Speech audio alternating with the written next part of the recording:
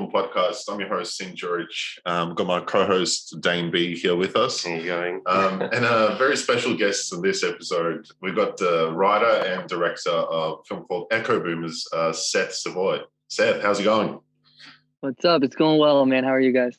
Good. Very good. Thanks for joining us, Seth. We're super excited to talk to you. We watched Echo Boomers actually a couple of days ago. Really enjoyed it. Fun film Thanks. for us to watch. A lot of interesting themes as well in it. Oh yeah, very Super good. keen to kind of get into it. I guess probably like a bit of an opening question for you is, how did Echo Boomers kind of get made, and what was the inspiration for the story? Yeah, so Echo, we started writing it in 2014, and I had run across these kind of headlines here in Chicago about these grads who had gotten degrees from like really prestigious colleges and couldn't get jobs because it was 2013 and the economy had kind of crashed here, and so it was really tough even if you had a degree. And so I kind of read all these things and was like, holy shit, this is like a great story. And so we kind of started taking it and really sculpting, what would this be like and why would these kids do this and those kind of things. So it was pretty loosely based on reality, but I mean, kids were doing it here in Chicago in 2013. Yeah. And so we started writing it, and it was honestly a pretty long journey. I mean, I went to Sundance in 2015 and won independent script competition. And that's amazing. Yeah. Yeah, and from there, it just kind of spiraled out of control. I mean, from there, it was one of those things where we had probably 2 different studios and some really big producers saying, Seth, we love this, but you can't direct it. It's your first time. We're sorry, but, you got to pay your dues. Right.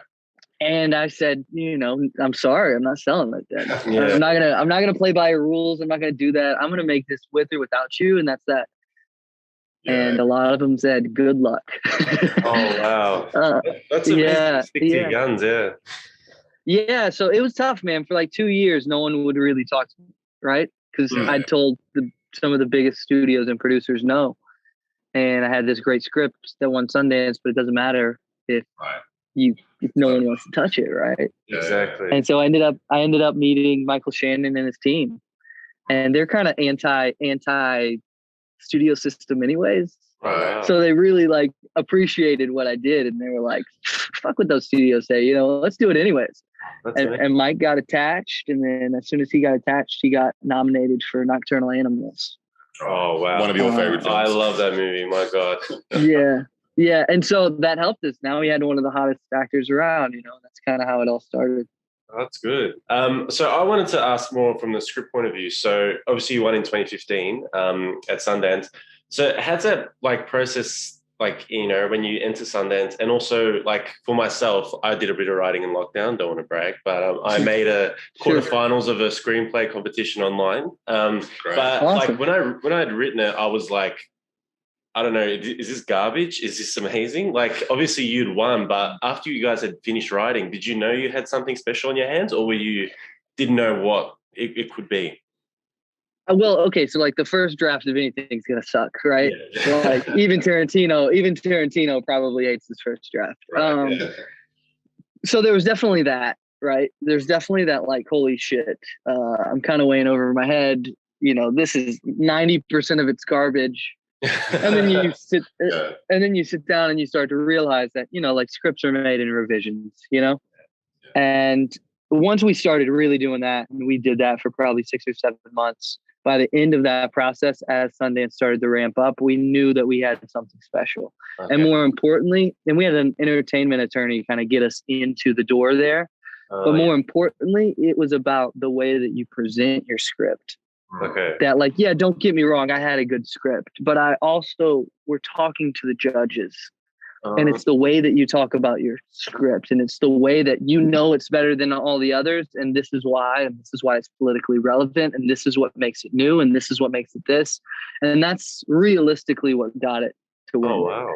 The script was good, but it's politics, Yeah, there's always a bit of politics, and it's what. Absolutely, but it's also one of those things. It's all about how you talk about your script, right? If it's good and it's great, people feel that energy, and when they start reading it, they already have that mentality in mind, which is great. Oh wow. When you're bullshitting, people can smell that. Oh man, I smell it from a mile away, dude. Yeah, Yeah. exactly. I like what you said before about like sticking to your guns and kind of planning to direct this as well yourself. I'm sure, like, for you, it's the easy option is to be like, no, fuck it, let's just get the film made and someone else to direct it. So I really like that, that Michael Shannon's team kind of respected that approach and everything. Yeah, a bit of a Stallone with Rocky. Yeah, a bit of a Stallone move, actually. Sure. Sure. We respect that. I love that. It's great. I guess I want to also find out, like, the name Echo Boomers is very interesting as well. Like, so how did you kind of settle on that? Is that also a bit of a selling point when you're pitching? Yeah, it was. And, we actually there was originally at the beginning of the movie a definition breakdown, but it felt like it had been done before. So we took it down. And it's funny because I think what people think an echo boomer is definition wise is different than what the movie is saying. Like for us, an echo boomer is someone who has a degree and can't get a job. And that's kind of the underlining theme of the entire movie. And it's technically a derogatory term for millennials. Yeah. Which is kind of fun that these guys who can't get jobs, it's just this derogatory term for them. And that's kind of what inspired a lot of the story and kind of all that stuff. So yeah, it's awesome. It's pretty cool.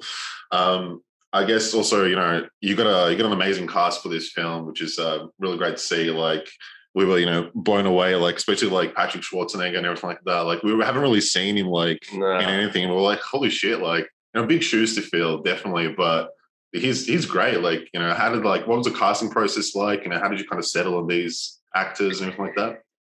Yeah, so like the casting process is one of those things that they never tell you takes the absolute longest time in the world. Like we had Shannon in like probably late 2016, early 2017.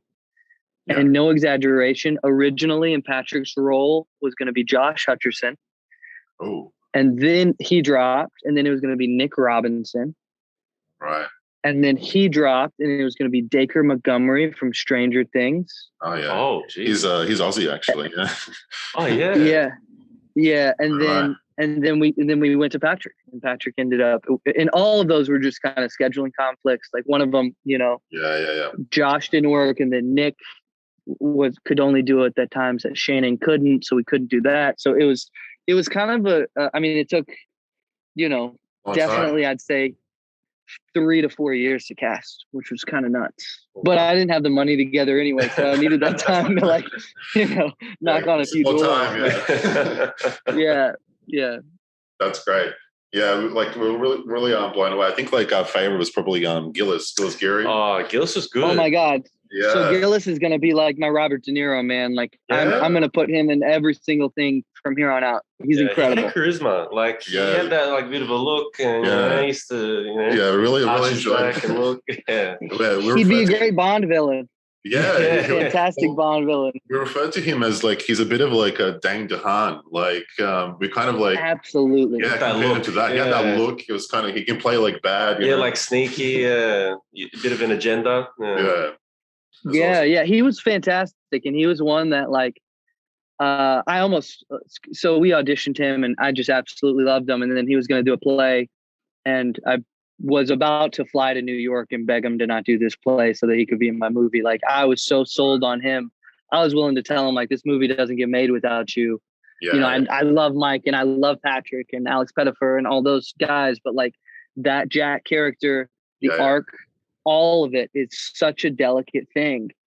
Sure. And he killed it, Yeah. Oh, absolutely. And that's like a really important character as well. Like you said, that arc. Did you guys see the third act thing at the end coming? Did you see the hotel room come? I didn't. Yeah. Well, I think what Patrick did at the end, his character, that was shocking. Yeah, definitely. And then I was like, and then guilt. Yeah, we don't want to spoil it though. That's the thing. Yeah, I don't know if we want to get too many spoilers. We do want to, refer people to watch the film and stuff like that. But maybe I don't know. Maybe it is a good time to ask a question. It is a bit of a spoiler question, but like, where does Jack kind of end up later on? Oh man, so like a lot of this movie comes down to like a few really core things that I believe as a filmmaker, and that's like I really believe that everyone lives in the gray space, right? There aren't good guys and bad guys in life. Yeah. That's just not how the world works. And so I Yes. wanted to create these characters that felt like that. Yeah. That felt like, Patrick, sometimes you're like, what are you doing? And then other times you're really pulling for him. And same with the other characters in the group, and so I really wanted to focus on things where you kind of didn't really know who the protagonists and antagonists were sometimes. And you kind of didn't really know if Patrick was going to change at the end of the movie. Yeah. True. Which is like such something that they teach in film school of like, there needs to be a progression of the character. And yeah, there does. There needs to be choices and options and all those things. But, this was kind of one where he kind of formed his beliefs throughout the film, which was kind of fun. But yeah, man, it's a fun one. Super, super fun one. And so where Jack went, I mean, I love this idea of like, same with Ellis, right? Yeah. What happened to Ellis? Yeah. True. And it's one of those things where it's like the ends aren't tied up, and that is a little frustrating. And sometimes the bad guys do win, Yeah. and that's just life. Like the bad people do get away, and that's just that. And yeah, we like to think that he's probably like on a beach somewhere sipping on the pina coladas or something. Like maybe in Mexico. maybe Mexico. Who knows? Yeah, totally. Living the life. You mentioned Alex Pettyfer as well. And that was another one where we were like, shit, like, where's he been? Where's he been? Yeah. We loved him, like, I Am Number 4, like, Magic Mike was a great one as well, where it was like, oh, like, I know that guy. Like, but yeah, like, what was that like, working with him and kind of bringing him back to the scene? Yeah, I mean, he did a movie with Shannon, maybe in 2013 called Elvis and Nixon. I told you. That's right. Shannon, yeah, we saw that. Yeah, and Shannon plays Elvis, and Alex Pettyfer's in it as like one of his really close buddies, and they just became actors who really liked each other. And so once we got Shannon, Shannon called and said like, "Hey, I really think that this Pettyfer kid is he really has something special." And I know he hasn't been around a lot, and all those things, and I met with them and cast him pretty much immediately because he's one of those guys that's so charismatic. It's unbelievable. And when that camera turns on, I've never met someone who the camera loves as much as Alex. Right. And it's like, it's baffling to see. It's pretty cool. That's also like, we're really excited to see what else he kind of does. Like, I think it's great. I guess the other big one is Michael Shannon, right? So I guess working with Michael Shannon, obviously, long history. He's worked in so many directors, so many great films. I guess my question is probably like, at any point, did you kind of feel a little bit intimidated? What was it like directing him, like in your first feature film? Yeah, absolutely. I mean, it's like one of those things where it's like he's done this 150 times, right? Right. Like what am I going to tell him that's going to, make him learn something? Like there's nothing. So it was one of those things, though, that like I truly like without Shannon, this movie would have never happened. Yeah. And he believed in the project and believed in me, and it's one of those things that like he looks at himself as a tool of the director. Yeah. And I could ask him to stand on his head, and he would do it instantly and not ask questions. And so it's like there's a huge level of trust there that he's someone who is, arguably one of the most talented actors of all time. Yeah. And he lets this first time director come in and takes direction from him. And I really respect Mike for that. And, I'm so thankful for it. And he let me fall and get up and make mistakes. And he let me do that stuff to learn. And I'm really thankful for it, Yeah, it's so humble of him. He could just be an arrogant guy and tell you what to do, but that's so warming to hear. Yeah, we love Mike. Sure. That's great. The other, I guess, little surprising for me as well. Like, you got to film in Chicago, right? A lot of the film. Yeah, we filmed like half in Salt Lake City and then half in Chicago. Right. It was great because like a lot of those opening scenes, like, the under the rails and things like that, I got into tunnels. I recognized a lot of that. Like I'm a huge, Christopher Nolan fan, like Dark Knight and all that. All those scenes, I'm like, shit, man, that's like where the Batmobile was. He was so excited. He's like, oh my God, it's the tunnel. Yeah, I reckon. I haven't been to Chicago, but I'd love to go just, for those reasons. So yeah, what was it like?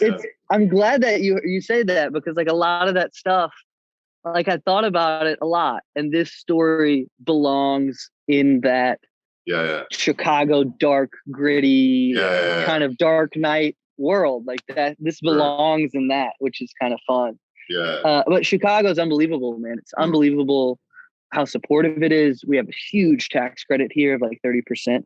Yeah. So like, you know, I can like promise my investors a lot of money back pretty quickly. And we do a lot of TV here. Right. And so when a movie comes, pretty much all the people on TV want to quit the TV show and go straight to the movies, which is great for like a small indie like me who, you know, we made this on like $2.7 million bucks. And it was 20 days of shooting and we had 118 pages to go through. And it was just like, it kind of seemed impossible. And so it's just nice to have these crew members that come up and say, hey, I don't care what the rate is.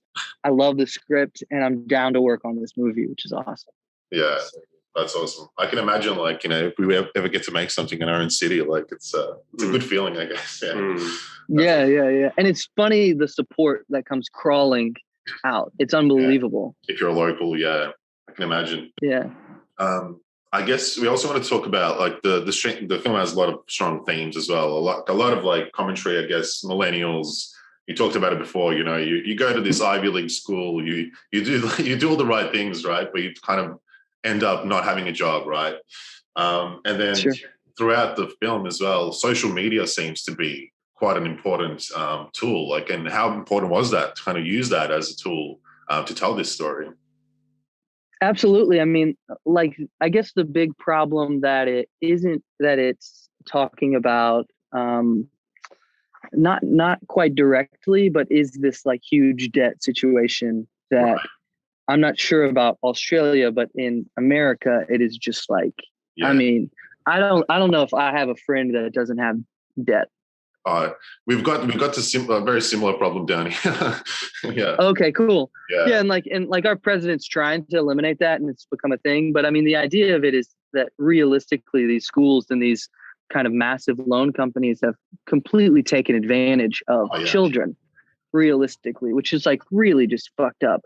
And so I mean, what these guys were doing in real life, I mean, they were bucking back at the system, right? Like that's what they were doing. Like, if you're going to fuck me, I'm going to fuck you. Yeah. And that's kind of what they did, which was just kind of crazy. And so I think that's what this film addresses, right? And not very well. And I think in terms of like what the characters believe isn't going to fix the problem.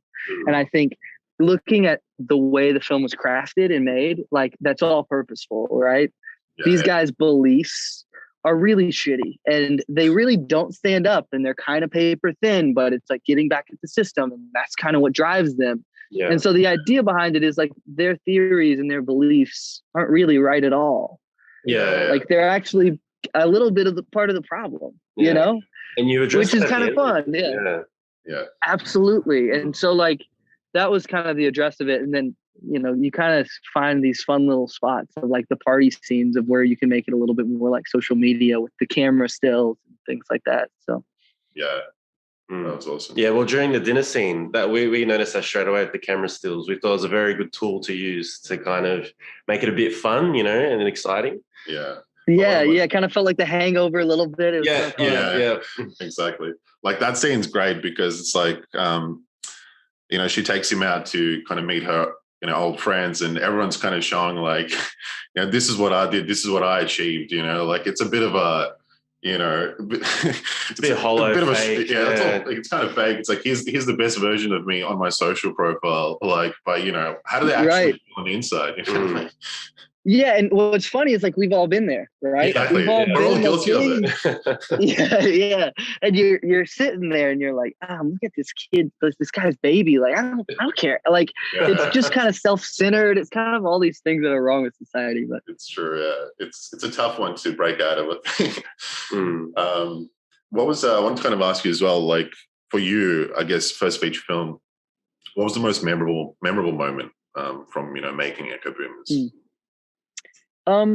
You know, there are a ton of them. But that first day on set's really hard to forget, you know. And the days that we did the destruction stuff, that was pretty memorable too, just because of there was so much ridiculousness happening in like a day or two. Yeah. But Let me it ask you a was question overall there, pretty Seth. incredible. Was that a lot of like? Did you actually do it at real houses, or was it like on a set to destroy things? Yeah. So two of the locations were sets, while everything else was absolutely practical. So I really, really believe in shooting on location 24/7. Yeah. And my producers were like, Seth, we're destroying these houses. We can't do two of them. Like, you got to give us a little bit of like give and take here. And so two of them were sets. Yeah. The very first break in, and then when he pulls the chandelier down, were the two Right. sets. And then everything else was absolutely practical at location. And then a lot of the stuff too, outside of the glass stuff, almost all of it was real stuff that we were breaking, which was kind of fun. Oh yeah. Did you get to smash a couple of things as well, or? I did. Yeah. It felt good. And what's funny too, is you find these actors that have different like beliefs about it. Like some actors are just like Jacob Alexander, the guy that drew the outline of the guy on the wall. Yeah. He was saying that like he got a room and he said he completely blacked out. He's like, I don't remember anything. It was awesome. What I did. Yeah, and then other actors like would hit with like something once and be like, okay, I'm done. I want nothing to do with this. It's like kind of funny. Some went full method, huh? Those things. Yeah. That's awesome. The other question that I had is like, I guess, I don't know, you're probably feeling it now as well. There's a lot of hype for getting director cuts of like films. So people are like watching the Schneider cut of the Justice League film, and then like people talk about Tarantino having these crazy long cuts of his films. Is there a bit of a Seth Savoy cut of this film that could have been longer, or did you have to leave a lot of it on the cutting room floor? Yeah, I left a pretty good amount, but I think what I left on the cutting room floor I think it truly didn't help the story. Right. And so like, and don't get me wrong, if I had 40 days to shoot this instead of 20, I mean, this thing would have been 3 hours guaranteed without a doubt. But it's like, since we only had 20 days, I couldn't even I could have made a longer cut, but I don't think it would have helped the story as much.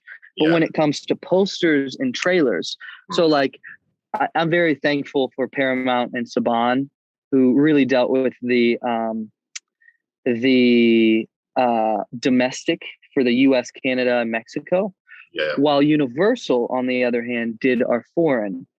And personally, I think that I'm very thankful for them to love the stuff, but they didn't consult me about posters, or they didn't consult me about trailers and these things that like I care about more than anything. So like, I think the Aussie poster was something that like I had no approval over at all. Well, like if you look on my Instagram or my stories, it's like I created posters that really fit the story. They just had to ask for them. Yeah. So it's like you start to realize these things that you're going to require for the next one. Yeah. Of like, that will never happen again because I know to put that in my contract. You know what I mean? It's like small things that really do matter, Oh yeah, 100%. We've all seen a trailer where it's just spoiled the whole film. Oh yeah. The poster doesn't look anything like the movie. Yeah. No, that's good. Yeah, we always wondered like who. I'll send you guys. Yeah, I'll send you guys the posters that like I created for the movie, and I'd love for you to do that, and then just Google Echo Boomers and see what pops up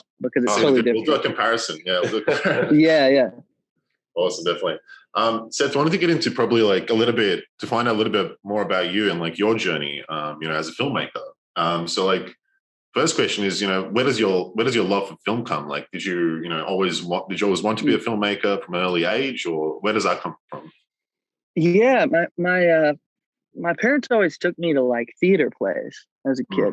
Oh wow! And I really just loved that. I loved like the whole performing of it. I loved everything about it.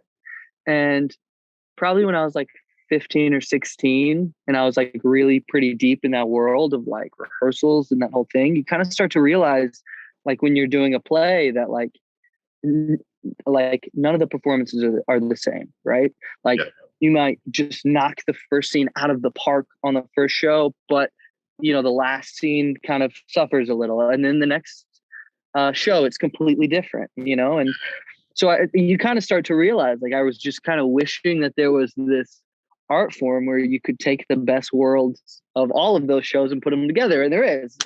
And so that's kind of what threw me into film, of like, the performing aspect is so fragile and it's so momentary that it's like hard to capture and it's hard to hold it.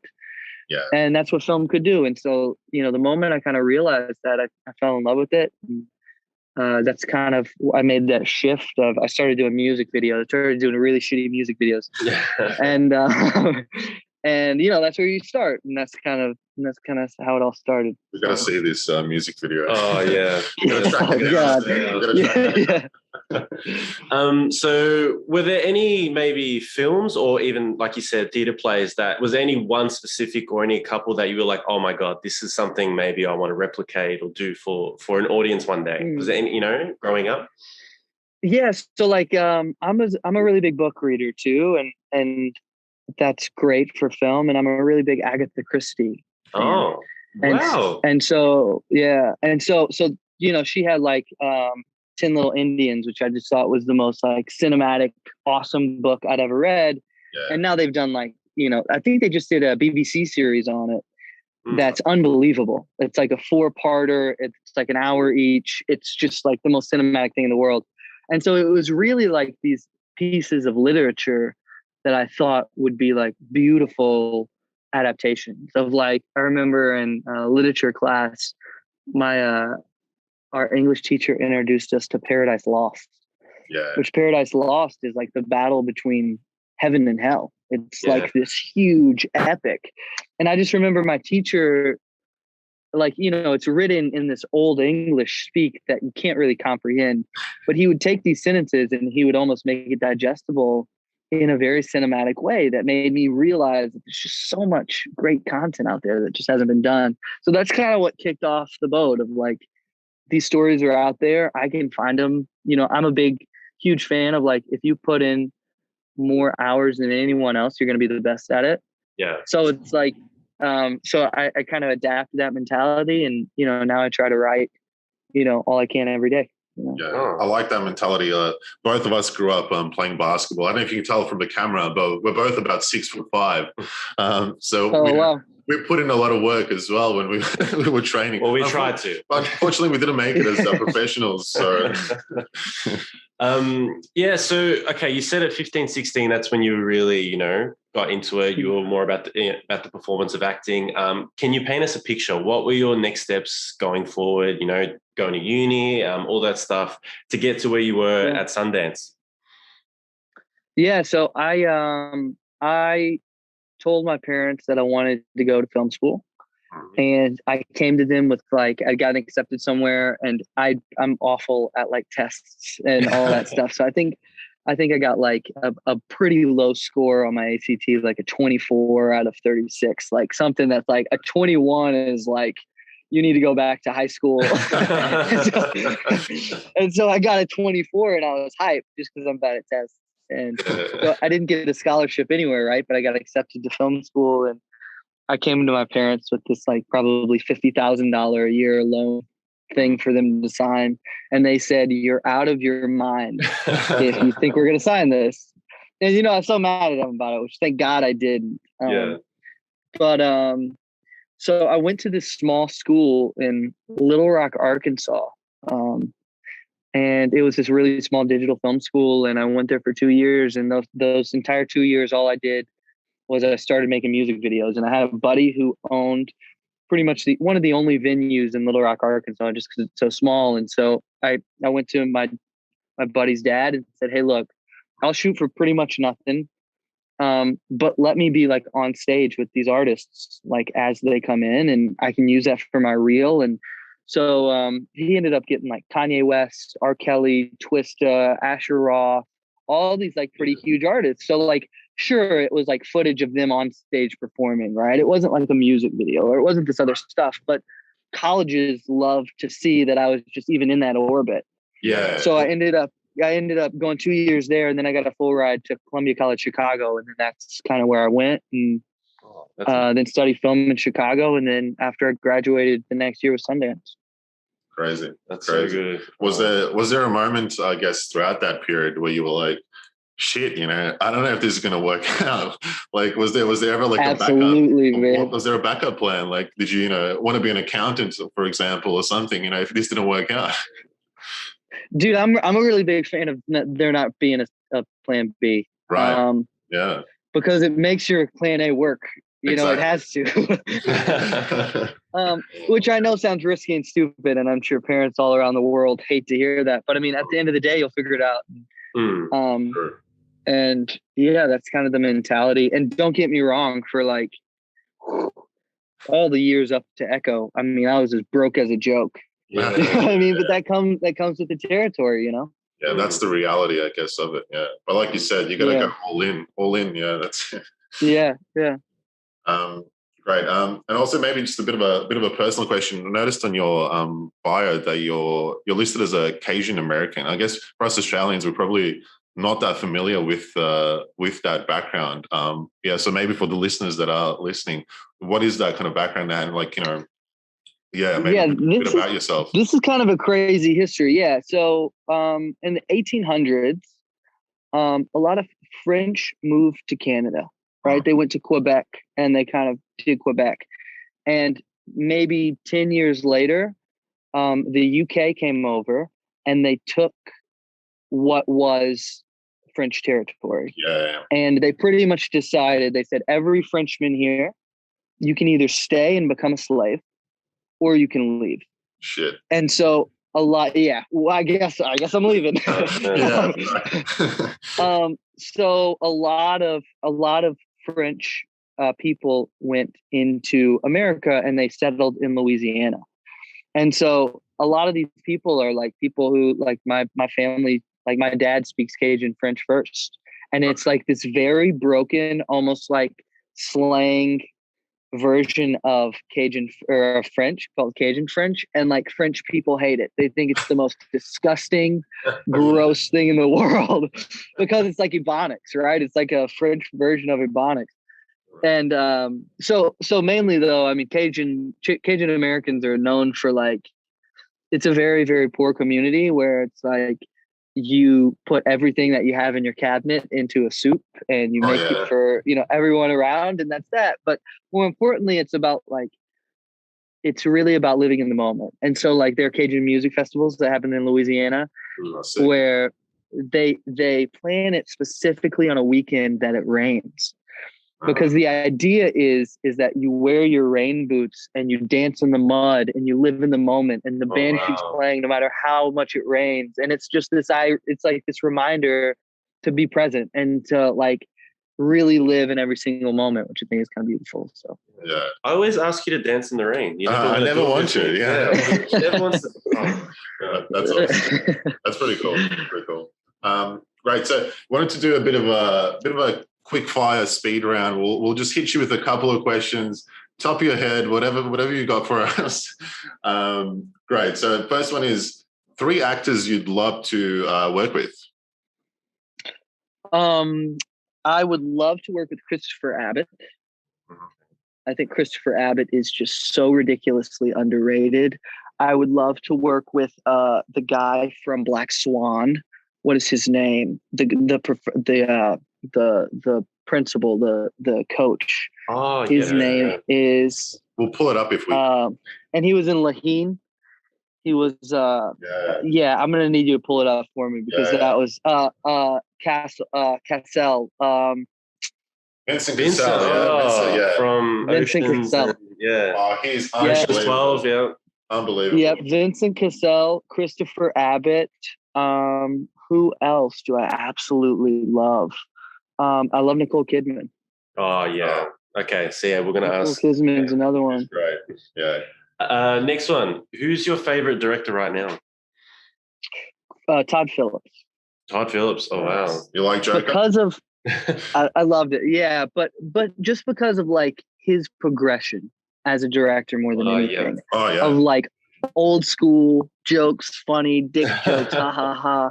Yeah. And then he progressed, right? Like he found that beautiful line between like, you know, obviously hangover films, but then doing like War Dogs, where it's like a serious topic, yet it's still fun, all the way to Joker. That's like super serious and emotional. You know, I think he's great. A close runner-up would be Damien Chazelle, though. He's probably always one of those ones that I truly just think is Yeah. You can tell he went to Harvard because he's just too smart to, he's just, I almost feel like he's cheating. Like he's using a cheat sheet when he directs. He's got the formula, the special formula.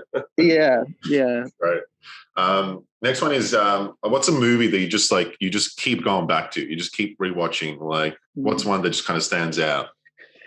There are a few. Like, there are the easy answers like Goodfellas, but like more like fun ones would be like Little Miss Sunshine.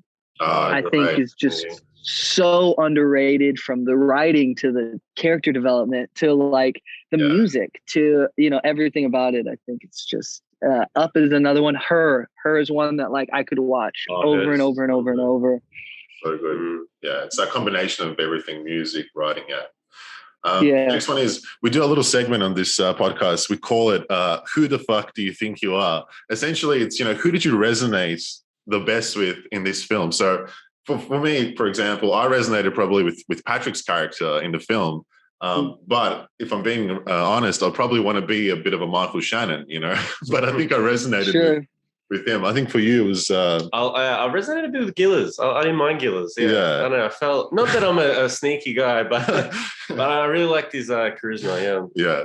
So Seth, who the fuck do you think you are in Echo Boom? It's definitely Gillis, 100%. Yes. And it's funny because when you know how the movie ends, and then you rewatch it, you start to see these things that Gillis does and the groundwork that he's laying of like, we're family, I've got your back. It's like since day one, from the moment that he hugs him, it's laying this groundwork for this thing that happens in the third act, which is kind of cool. Yeah, that was great. So which one? So during your time, obviously in industry, you've done a couple big projects now. Have you ever been like really starstruck by someone? Just like across your time? I've only been starstruck by one person, and it was Martin Scorsese, and it was in a pizza shop in New York. It was in a pizza shop in New York. And what's funny is I didn't even talk to him, right? Like I was like coming back from the bathroom and I looked and like, boom, I saw him. He didn't even look at me, right? Doesn't even know I exist. Saw him, kept walking and just like froze. Wait a minute. And I was just like, because you see people on TV, it doesn't register that it's real until you're like there. That's probably the only time I've been starstruck. Oh, wow. Oh, you should have yelled out, Marty. Yeah. That's great. Speaking of Scorsese, he talks a lot about a bit of superhero fatigue at the moment as well. Do you feel like there is a bit of superhero fatigue? I guess a lot of Marvel films, they're pumping out a lot of films. I know I kind of personally feel it. Yeah. What's your take? Yeah. And like, I don't know, like I'm not really a superhero person, which I know a lot of people are, I really do think that like the Star Wars stuff is really great. I think they need to break away and do things that are like the Joker version of Star Wars, where it's like this kind of grimy, dirty indie that is in the Star Wars universe that's just like you would never get a studio to approve it. You know what I mean? Like that's the stuff people want to see, But I don't know, man. I think that there are so many better stories out there, and that money that they're dumping into the superhero stuff. I mean, it's kind of sad to me that they don't dump it into indies. Yeah. Because us indie guys, we have stories that are just as good with actors like Gillis that are like, I believe, going to be like the next Robert De Niro. But, it's hard to get these movies made because they're not dumping money into it, Exactly. Sure. All right. Who wins in a fight? Patrick Schwarzenegger or Alex Pettyfer? Wow, that is a fantastic question. We weren't sure. We couldn't put our finger on it. Okay, so it depends on like when is the fight happening. If it's happening like during Echo Boomers, so Patrick like kind of stopped working out because he didn't want to be too buff, right? He wanted to look like a regular guy. At that moment, probably Alex. Okay, right. For sure. But like now I think Patrick's doing like a war movie where he's like jacked. He's like looking like his dad. So it's like depends on when, Yeah. Well, what's the height difference between the two? Because they kind of look similar on camera. Is there a big height difference? Yeah. I'd say Patrick's like 6'1" or 6, maybe close to 6'2", while Alex is like probably 5'11". Okay, so Alex isn't like far off by any means. Yeah, they're close. Yeah. Right. Seth, have you ever been to Australia? I've never been. I was actually supposed to go this last March. Obviously, COVID Missed Yeah. out. didn't happen. I was supposed to go to Melbourne for a wedding. Oh, nice. Yeah. Well, you But missed yeah, out. dude. So that wedding got pushed to 2022, and when I'm there, if we're close, let's grab a beer, man. Buddy, Let's do it. 100%. 100%. And if you're ever filming down here, you got a couple of 6'5" guys that can stand in the background. You let us know, Seth. You let us know. Man, there's some good filmmakers. Baz Luhrmann lives in Oh, yeah. Australia. Yeah. I don't know where, and I love his work. I think The Great Gatsby. People diss on it all day. I could watch that movie again and again and again. It's I think it's a awesome. masterpiece. It's awesome. They're filming a lot of stuff down here as well, which is interesting. Second to that, what's your favorite Aussie actor? Oh, I guess you mentioned Nicole before, but anyone outside of Nicole Kidman? To be quite honest, I'm not quite sure who is an Aussie actor. We got Hugh Jackman. We got Russell Crowe. Russell. Oh. There's heat. Oh yeah, I mean, I'd probably say Nicole Kidman would probably be my Stick number to one. your but, guns. Stick to your guns. I don't know. Yeah, I don't know all of them. That's awesome. Great. Well, look, Seth, thank you so much for coming on, man. And that wraps up our speed round here. Just after the speed round, before we let you go, do you have something up and coming, a new project? You said you were writing before this. Is there anything you can tell us, or is it all kept under wraps? Yeah, no. I have 3 projects right now that are pretty good. So like Making Echo just kind of opened up a lot of doors, and I found 2 filmmakers that like I just loved their stuff. Like I think they're going to be really fun, cool directors, and I kind of had a formula with Echo, and they kind of needed help making movies here in Chicago. So I produced one in July called Pools, which that has one of the girls from Modern Family in it. Oh, it has Cuba Gooding Jr.'s son, Mason Gooding, who's awesome. It has a Disney kid. Her name is Odessa Zion in it. And that one's like a very Ferris Bueller's Day Off type of movie that's like super fun. So we did that one in July. We've got another one that's very much like an A24-ish style like thriller called The Lot. Okay. And it's about this couple that gets kicked out of their apartment, and they have to move everything that they own into their car, and they sleep in their car for the night. Over 4th of July weekend, and they sleep in this parking lot, and these 3 kind of masked figures start fucking with them. Ooh. And so it's very much like The Strangers meets The Purge. Oh, okay. And then the thing that I'm going to direct next is going to be in 2022, and we start shopping it Monday to these different kind of streamers. But I'm going to do it's going to be a series called The Merc.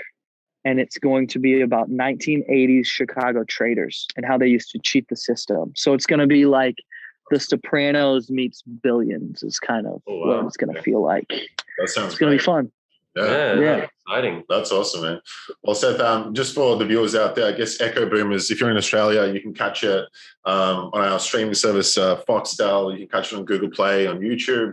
In the US, I believe it's YouTube, Google Play, Amazon, Vudu, and Apple TV.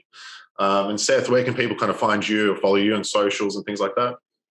Yeah, they can follow me, Seth Savoy, on Instagram. And man, I'm always posting stuff. We'll see it. That's awesome. Well, Seth, thank you once again for coming on. This is really exciting for us to have you on. And once again, we loved Echo Boomers. So we're very excited to see the next couple of projects. Absolutely, man. You guys have a direct line. I'll come on anytime. Just let me know. That's it. That's awesome, man. When you're down in Melbourne, mate, we're going for those beers. It's going to be great. Absolutely. Where are you guys located? We're in Melbourne, yeah. Oh, perfect. Yeah, so Look at that. City, we're perfect. It's perfect. It's going to work out. It's going to be great. Perfect. Awesome. All right. Thanks, man. Appreciate it. Yeah. Thanks, Seth. All right, guys.